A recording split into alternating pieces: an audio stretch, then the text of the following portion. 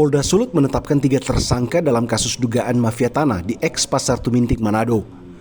Dalam jumpa pers Jumat pekan lalu, Satgas Tindak Pidana Pertanahan yang terdiri dari unsur Kanwil BPN, Polda, dan Kejati Sulut menjelaskan 3 orang yang ditetapkan tersangka adalah Boyke Takasana, Alce Takasana, dan Edward Takasana.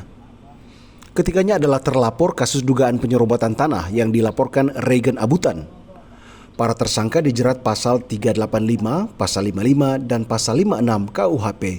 Setelah kita melalui proses penyelidikan, kita temui ada peristiwa pidana, disimpulkan seperti itu lewat gelar perkara.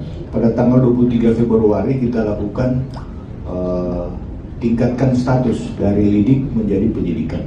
Jadi pada tanggal 23 Februari 2023. Rentang waktu itu kita lakukan pendalaman berupa mencari alat bukti, baik keterangan saksi maupun alat bukti surat, ditambah dengan keterangan ahli, sehingga kita simpulkan untuk penetapan tersangka. Modus yang dilakukan para tersangka adalah menggunakan putusan Pengadilan Negeri Tomohon tahun 1950, penetapan Pengadilan Negeri Tomohon tahun 1950, dan Surat Kepala BPN Manado tahun 1994 untuk menguasai lahan milik orang lain. Modusnya mafianya satu, dia menggunakan putusan nomor 100, keputusan perdata nomor 60 dan penetapan nomor 100 tahun 50 untuk mencari tanah. Nah, begitulah modusnya.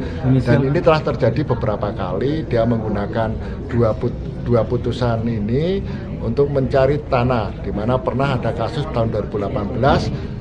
Putusan ini digunakan untuk menempatkan putusan di lokasi M227 Tuminting. Nah, kemudian dia menggunakan lagi putusan ini untuk mencari lokasi dalam kasus ini adalah di eks Pasar Tuminting.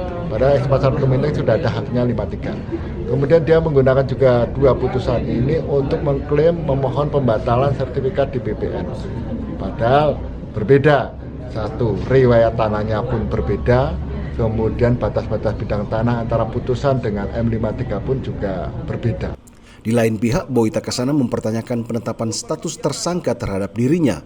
Ia justru merasa menjadi korban ketidakadilan dalam kasus ini. Kenapa kita jadi tersangka? 3 kakak adik orang. Kenapa jadi tersangka? Yang bermasalah sertifikat?